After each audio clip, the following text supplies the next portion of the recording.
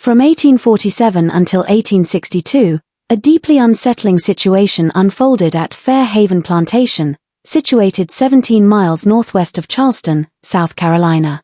Historical records reveal a stark anomaly. While the Underground Railroad facilitated the escape of thousands across the South, not one enslaved woman from this estate ever attempted to flee.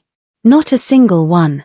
In that very same time frame, newspaper notices and county documents listed 12 men from the property as runaways. The Charleston Mercury printed advertisements for their capture, complete with posted rewards. Yet the women remained, without exception. This disturbing fact is compounded by what auction records disclose. Women sold from Fair Haven fetched prices 2 to 3 times higher than those for comparable individuals elsewhere in the state.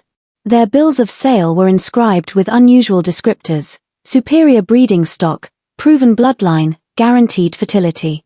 Within the archives of the Charleston Historical Society, systematic annotations appear beside each woman's name, numbers, dates, and detailed physical descriptions that resemble livestock ledgers more than human records. For 15 years, this pattern continued without interruption, until a physician from Philadelphia unearthed the secret concealed beneath the plantation's eastern tobacco barn, a truth that several of Charleston's most powerful families had paid a fortune to keep buried. Before we delve deeper into the story of Fair Haven, if you're listening from anywhere across the United States, we'd love to hear from you. Leave a comment below telling us which city or state you're in. And if you are captivated by dark historical mysteries like this one, please subscribe and hit the notification bell, because the truth we are preparing to reveal is a part of history that was nearly erased. Now, let's uncover what truly happened in those fields outside Charleston. The exposure of Fair Haven's secret originated not from escaped slaves or abolitionist probes, but from something far more ordinary: an 1862 inheritance dispute over property. The plantation itself spanned 800 acres of prime low-country land, its fields yielding Sea Island cotton that commanded premium prices in European markets. Since 1791, the estate had been the possession of the Rutledge family, passed down from father to son over 3 generations. By the 1840s, its management fell to Thomas Rutledge III, a man whose reserved nature and simple lifestyle stood in sharp contrast to the lavish displays of wealth favored by his planter neighbors. He was a regular churchgoer at St. Philip's in Charleston, served on civic committees, and was known for operating what the local community termed a well-ordered establishment. The plantation held approximately 60 enslaved people, a relatively modest number for an estate of its size. What made Fair Haven unique, however, was its demographic makeup. Census records from 1850 show a peculiar ratio: 38 women and girls to just 22 men and boys. While most plantations maintained roughly equal numbers, often with a bias toward male laborers for heavy field work, Fair Haven's statistics completely inverted this norm. The property comprised the main house, a modest 2-story building lacking the grand columns and verandas of its neighbors, along with 2 large tobacco barns, a cotton gin house, several storage buildings, and the enslaved living quarters. The eastern tobacco barn, constructed in 1843, was notably oversized for an estate primarily focused on cotton. Neighbors occasionally remarked on this oddity, but Thomas Rutledge dismissed it as preparation for crop diversification should cotton prices ever fall. From an external perspective, the enslaved community at Fair Haven lived under conditions similar to other low-country plantations. They worked the fields, maintained the grounds, and performed domestic duties. Yet several subtle details, easily overlooked by a casual observer, set Fair Haven apart. First, the women appeared to be in better health than those on surrounding estates, a fact occasionally noted by visitors. Second, certain women seemed to be assigned lighter duties, remaining near the quarters instead of laboring in distant fields. Third, and most peculiar, was the plantation's practice of regularly selling young children, typically between the ages of 2 and 4, at auction, while consistently maintaining its population of adult women. Whereas most plantations kept families together when possible to maintain stability, Thomas Rutledge separated mothers from their children with bureaucratic regularity. One individual who took note of these patterns was Dr. Samuel Brennan, a physician from Philadelphia who had moved to Charleston in 1858. Hailing from a prominent Quaker family with abolitionist leanings, Brennan carefully concealed his views. His medical practice served wealthy clients, granting him entry into elite social circles and allowing him to observe details that would otherwise go unnoticed.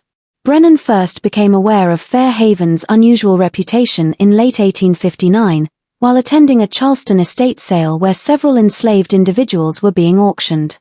Among them was a young woman, approximately 20 years old, from Fair Haven.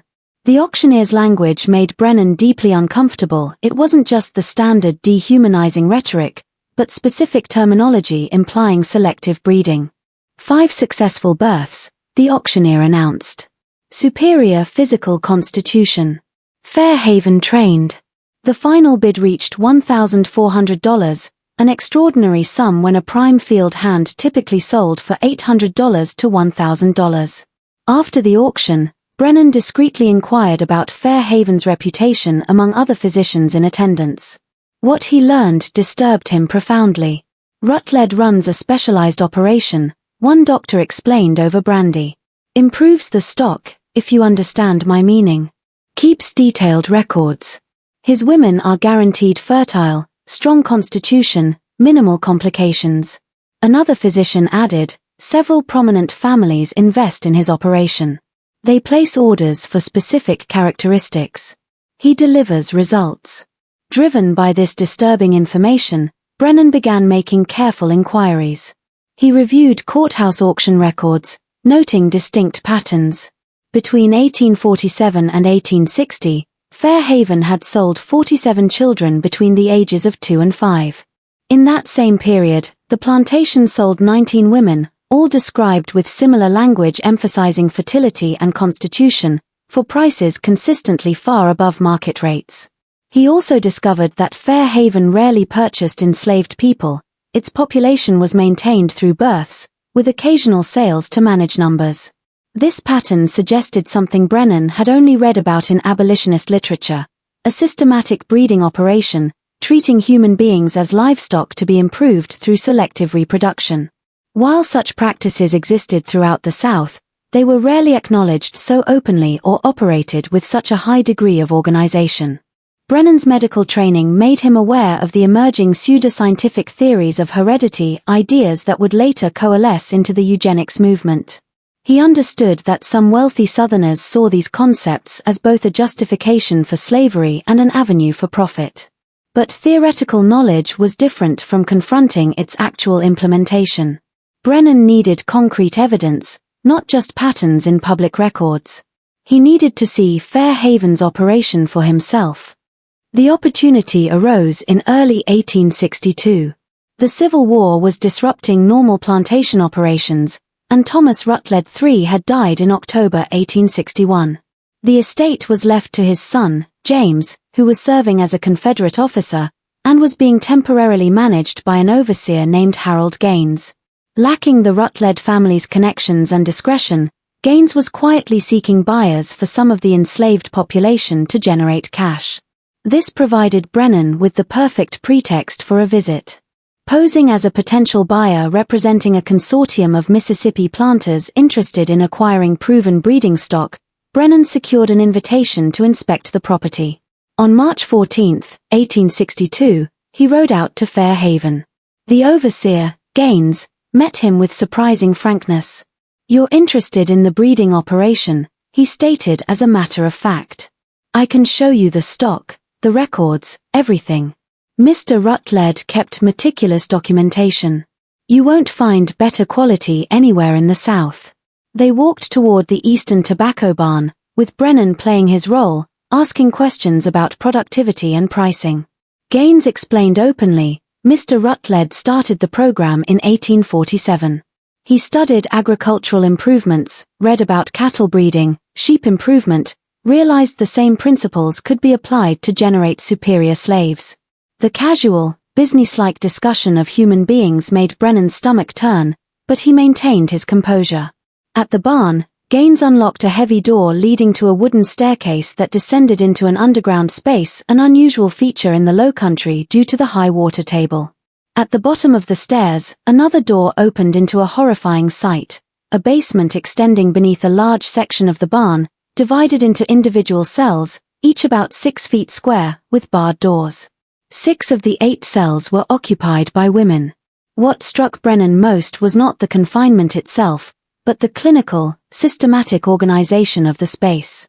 A large table held stacks of leather-bound ledgers. A chart on the wall listed names, ages, and sequences of numbers and dates. Medical instruments and measuring devices lay on a shelf nearby. "These are the current rotation," Gaines explained matter-of-factly.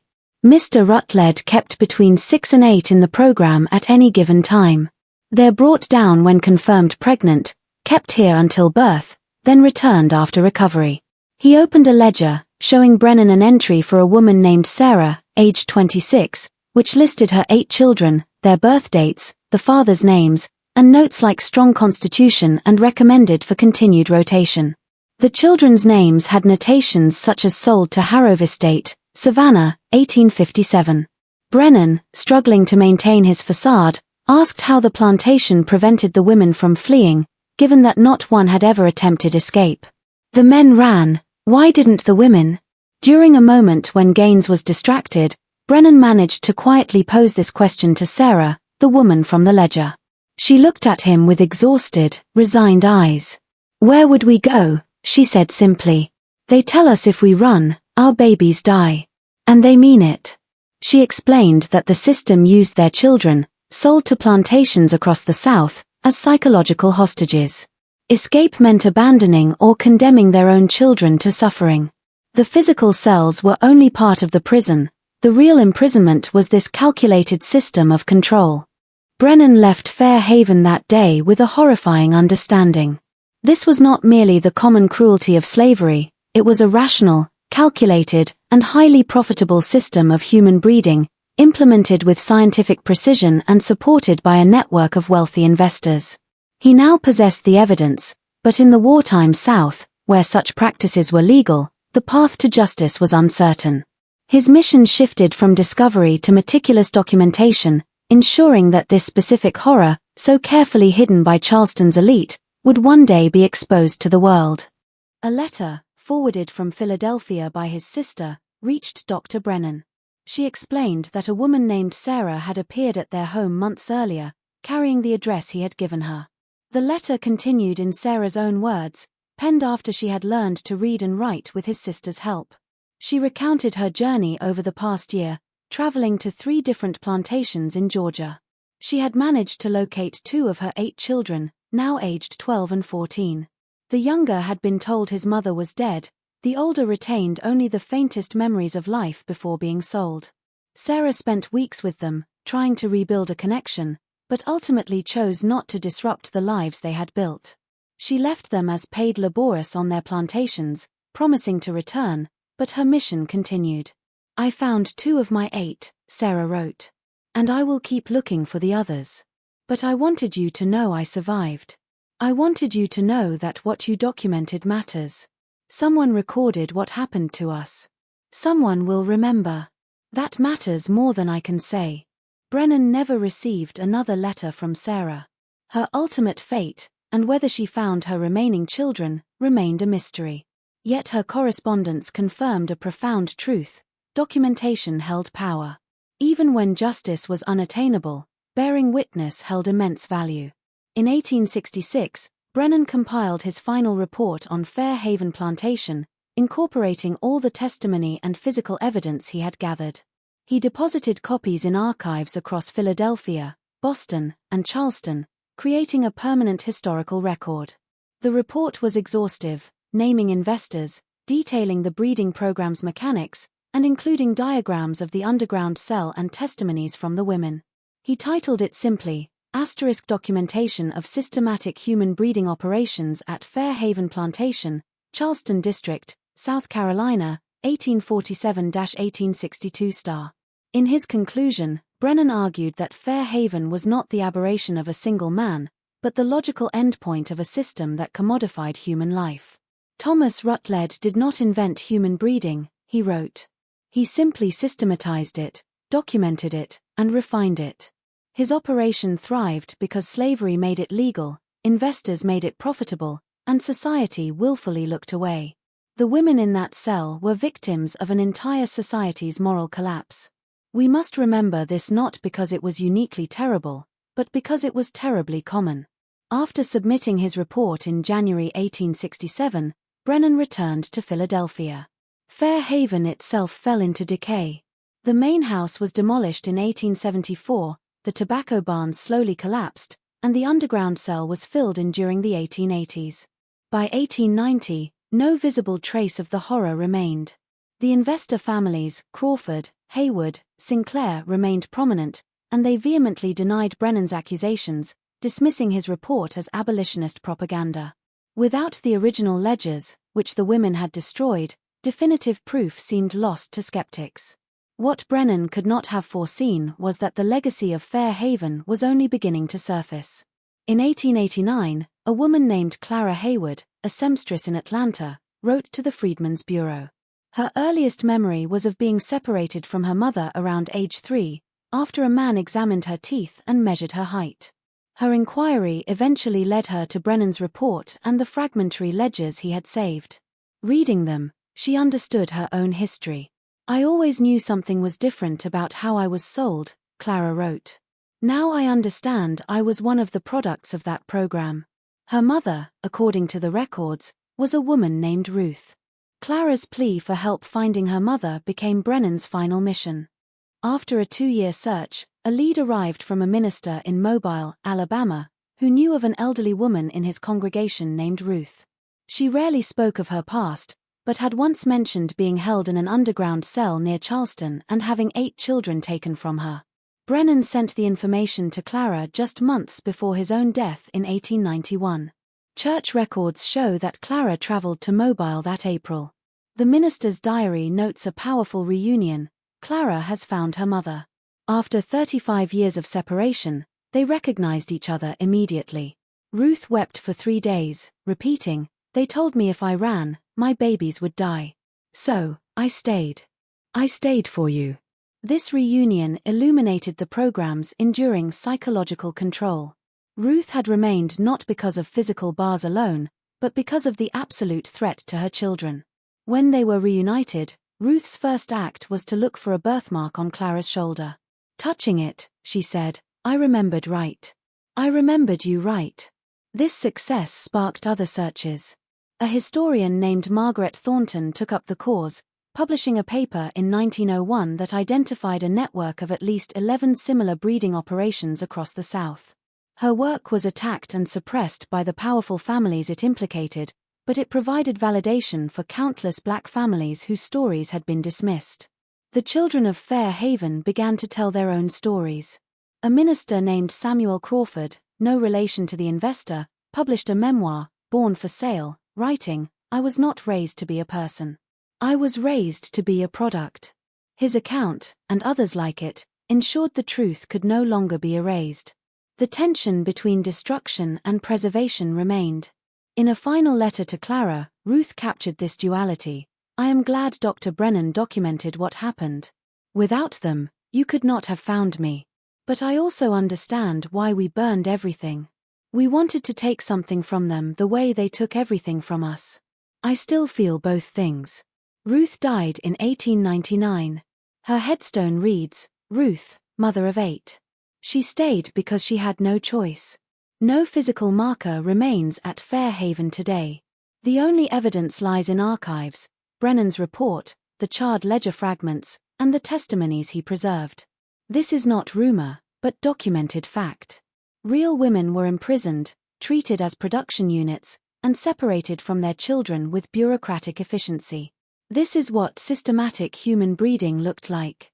Fair Haven was not unique. It was simply one of the few operations ever documented.